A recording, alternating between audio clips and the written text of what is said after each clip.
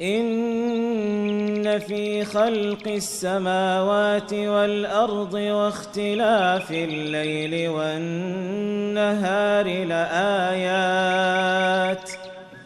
لآيات لأولي الألباب.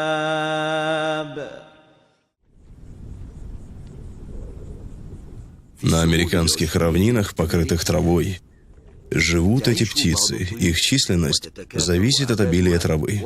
Они обладают очень характерными голосами. Разве не удивительны эти голоса?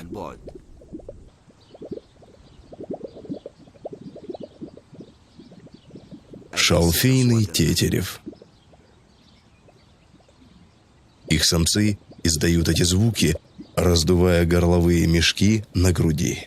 Это происходит весной, когда каждое утро, а также вечером и на закате, самцы начинают свои коллективные брачные демонстрации. К этим представлениям подтягиваются самки. Эти голоса и представления являются особыми обрядами в весенний сезон спаривания. Шалфейный тетерев принадлежит к отряду курообразных. Это самый крупный вид тетеревов на американском континенте. Эти птицы распространены на равнинах, покрытых травой, и на обширных лугах с невысокими холмами. Им нужна плоская земля, потому что на свои ноги они рассчитывают больше, чем на крылья. Они предпочитают селиться на полях с разными растениями. Сезон спаривания начинается весной. Самцы горделиво вышагивают, поднимая перья. Их голоса можно услышать за милю. Большую часть времени они проводят в ходьбе. Они не могут быстро бегать, и если на них нападают, они пытаются спрятаться или ненадолго взлететь. Летом шалфейный тетерев питается семенами сухих растений, а в конце зимы и начале весны он ест зеленые листья и маленькие цветочные бутоны. Насекомые также считаются частью их диеты, особенно у молодых птиц, которые еще не могут переваривать сухие семена. Самки обычно выбирают своих спутников во время сезона спаривания. Они строят свои гнезда на земле и выбирают для них незаметное среди высокой травы или в тени деревьев место. Ежегодно самки откладывают от 6 до 9 яиц. Мать заботится о своем гнезде все время, пока высиживает яйца. 3-4 недели. Отец занимается добыванием пищи и выполняет другие функции. Птенцы растут быстро. Уже через неделю после своего появления из яиц они обрастают перьями, и тогда они могут самостоятельно покидать родное гнездо. Шалфейные тетерева живут на тех территориях, где трава густая и не ниже 30 сантиметров. В таких условиях они могут защищать гнездо и хорошо заботиться о своих птенцах. Обычно они выбирают подходящие условия для размножения, чтобы гарантировать своим птенцам полную защиту. Они могут выдерживать холодный климат и снежную зиму, но им важно, чтобы снега было не слишком много, не больше 25 сантиметров. В ряде исследований, которые проводились с шалфейными тетеревами, было выявлено, что процент их выживания на природе зависит от густоты и высоты травы, среди которой они живут. Замечено, что на земле с редкой травой всего за 3 дня теряется 80% яиц. В то же время среди густой травы за 10 дней процент потери яиц составляет всего 3%. К хищникам, которые угрожают этим птицам, относятся вороны, соколы, орлы, сороки, а из млекопитающих – койоты и барсуки.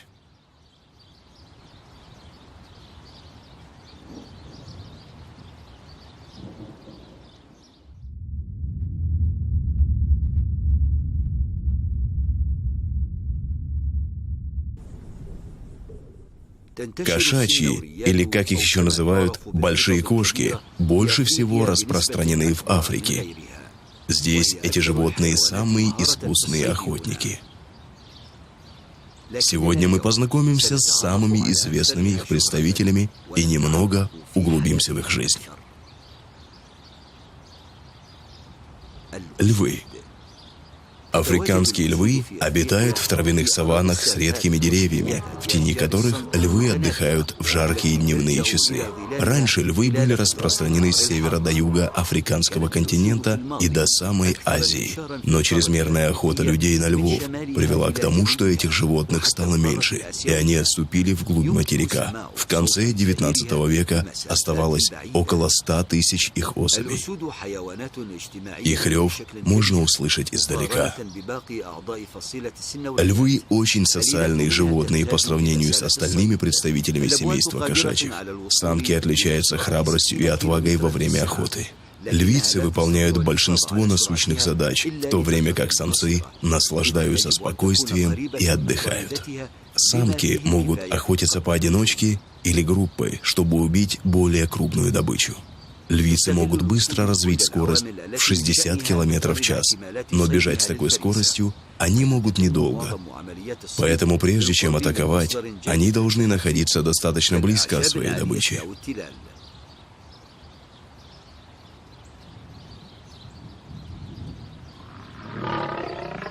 Когда наступает подходящий момент, они бросаются на жертву.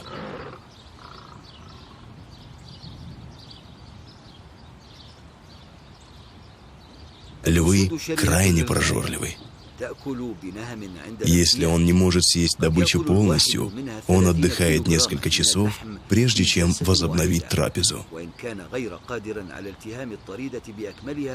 В жаркие дни прайд садится в тени, чтобы переварить еду, а 1 или 2 самца остаются рядом с добычей и охраняют ее. Взрослой львице ежедневно требуется 5 килограммов мяса, а самцу 7 килограммов.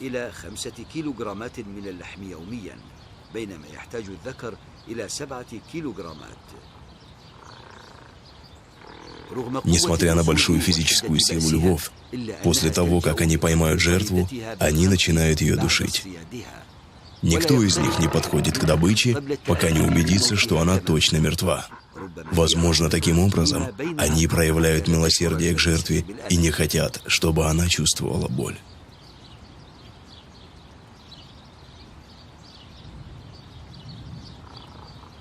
Должно пройти минимум 5 минут, чтобы добыча стала пригодной для голодных львов.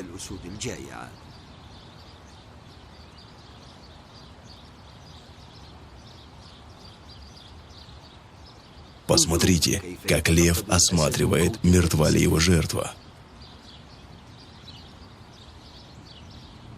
Ежедневную пищу львов составляют млекопитающие, чей вес достигает 300 килограммов. Они избегают охоты на больших животных, таких как жирафы, слоны и носороги, чтобы избежать ранений и смерти. Большую часть времени львы отдыхают. 20 часов в сутки они ничего не делают. Лучшее время для охоты – это ночные часы до рассвета. В это время они собираются вместе и занимаются поиском добычи и еды.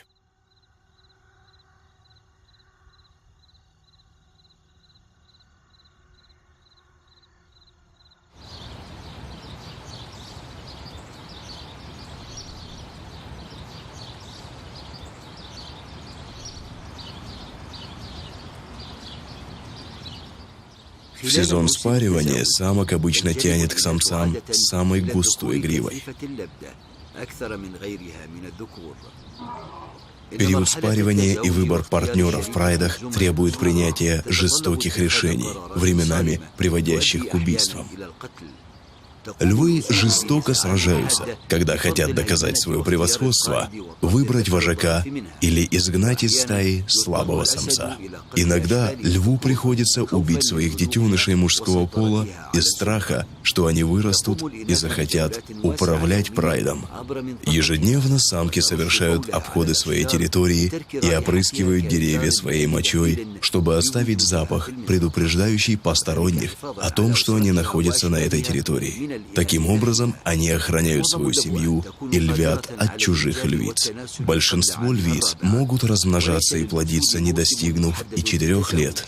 У львов нет какого-то определенного сезона для спаривания. они могут спариваться в любое время года. Беременность у львиц в среднем составляет 110 дней, по прошествии которых самка рожает от 1 до 4 львят. Для рождения потомства самки выбирает удаленное и скрытое место. Это может быть густая роща, тростниковые заросли или пещера. Львята рождаются слепыми и открывают глаза только спустя неделю после рождения. В возрасте день или 2 дня они начинают ползать, а ходить начинают до 3 недель. Несколько раз в месяц львица переносит своих львят на новое место, чтобы защитить их от плотоядных животных, которые могут убить их или как-то им навредить. В 7 месяцев львята отлучаются от груди. Самцы достигают половой зрелости в возрасте 3 лет. А на 4-м или 5-м году жизни они уже могут бросить вызов главному самцу и победить его, после чего занять его место и возглавить стаю.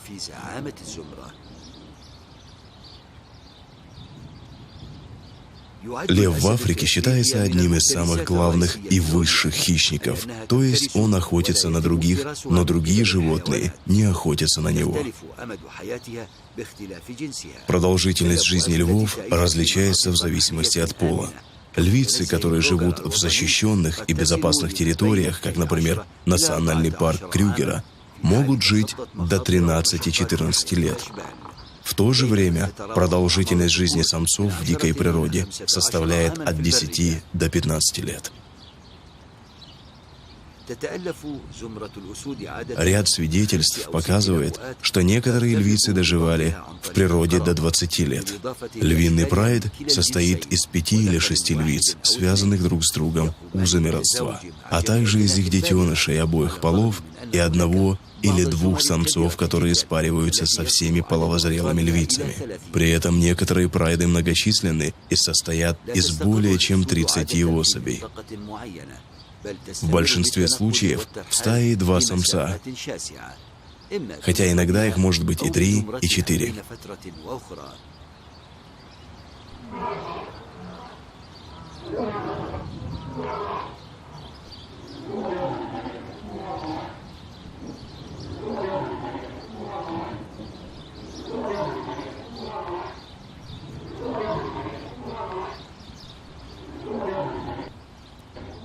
Львы рычат очень сильно и грубо.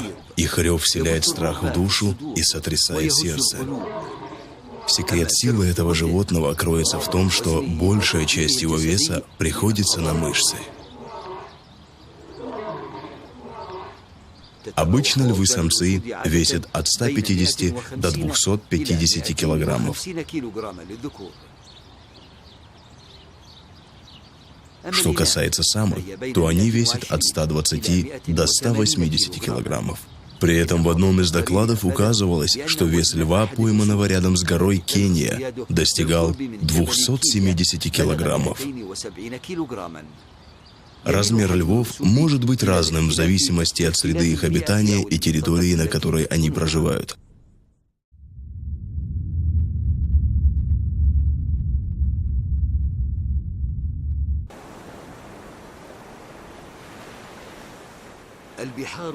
Моря и океаны полны жизни.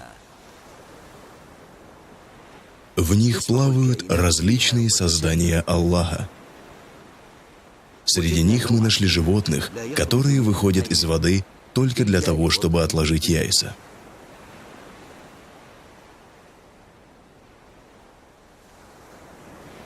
Черепаха. Черепахи спариваются только летом. Для этого они подбирают место недалеко от берега, не дальше километра от того места, которое они определили для будущей откладки яиц. Обычно черепахи откладывают яйца до наступления холодных зимних месяцев. За один сезон черепахи откладывают много яиц. Задними лапами они вырывают глубокую яму. Из-за своего большого размера и плоских конечностей эта задача занимает у них достаточно долгое время. أطرافها المسطحة تستغرق مهمتها فترة من الوقت.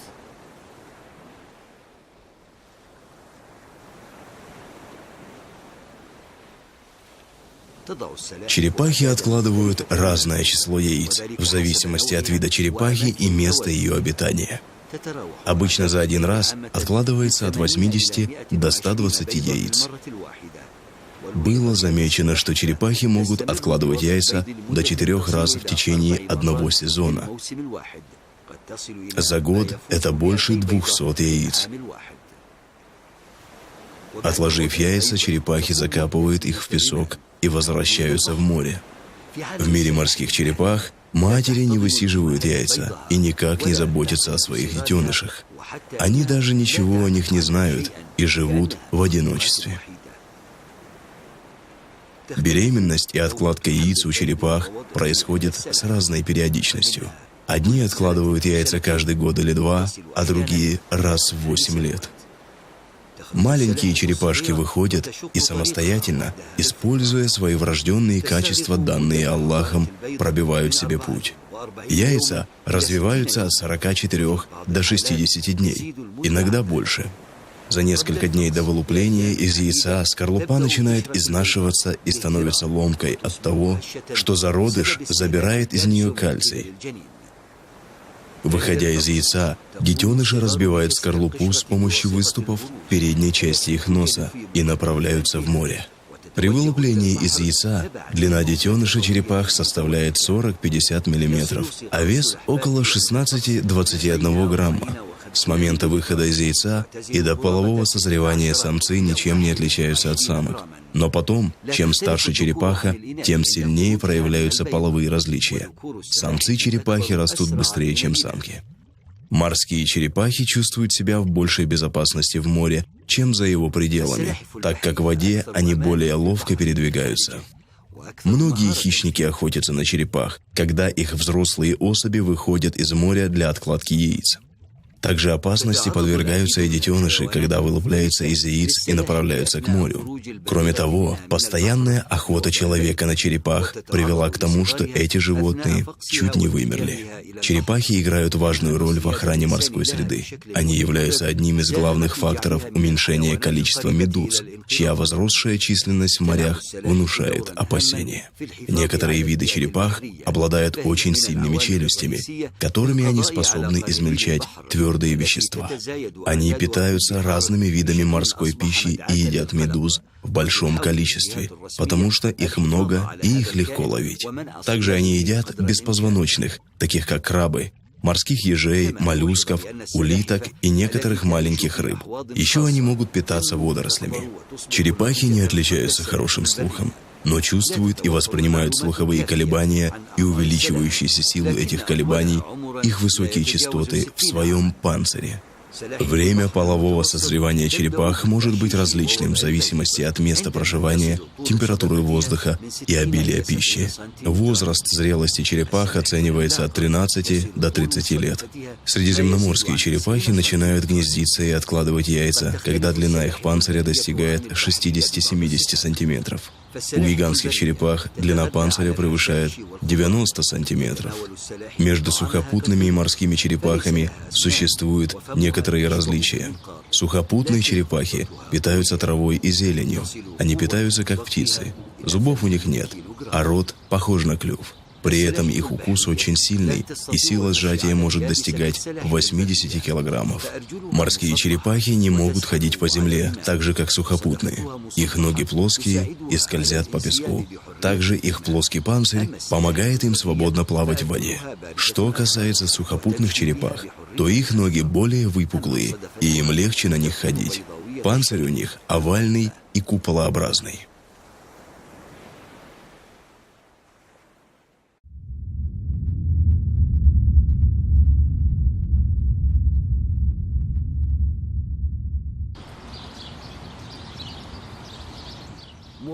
Большинство диких животных живут вдали от человека, но некоторые из них предпочитают находиться рядом с ним.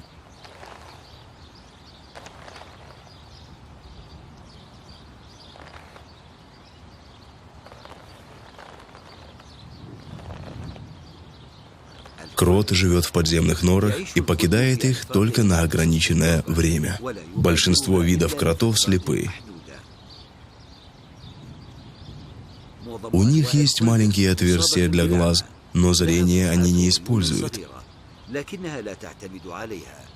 Они опираются на свое сильное обоняние, которое помогает им ориентироваться в пространстве, прокладывать себе дорогу и находить еду. Крот полностью подготовлен для жизни под землей. Его обтекаемая форма и бархатистый податливый мех растет прямо, и крот может легко передвигаться под землей в любом направлении. У него сильные согнутые когти, похожие на грабли, которыми он с легкостью может рыть землю и копать свои норы.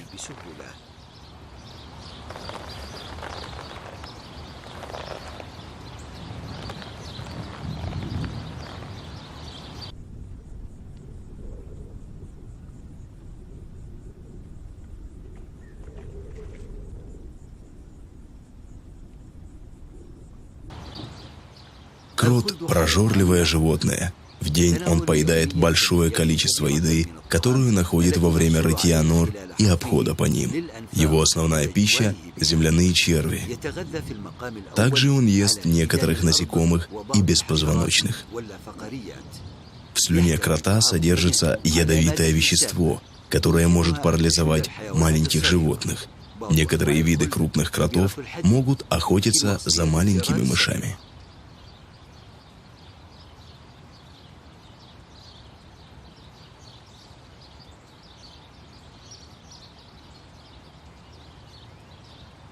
Кроты – это широко распространенное бедствие скотоводческих районов, сельскохозяйственных полей и садов. Их очень много в Европе, Азии, Южной Африке, Северной Америке. Кроты могут причинять людям вред, значительно понижая уровень посевов, особенно в интенсивном и защищенном сельском хозяйстве. Одна особь за один сезон может накопить до 50 килограммов корней, клубней, даже луковиц и растительных корневищ.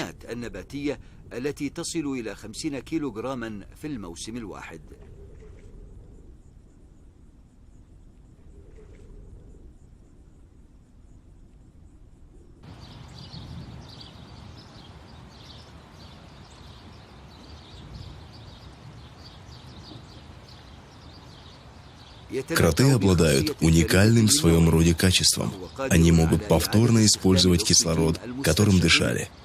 В результате они могут жить в среде с пониженным содержанием кислорода в своих норах, которые прокладывают под землей.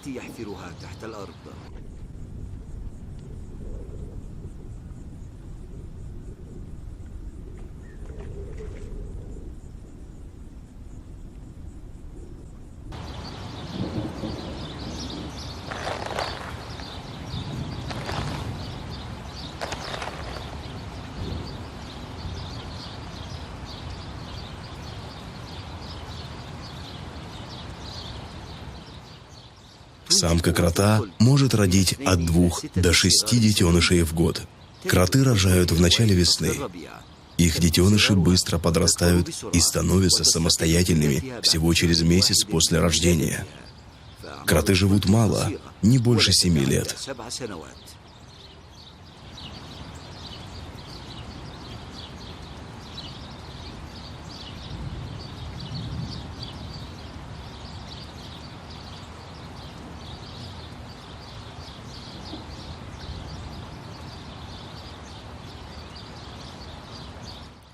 Длина крота небольшая, максимум 20 сантиметров.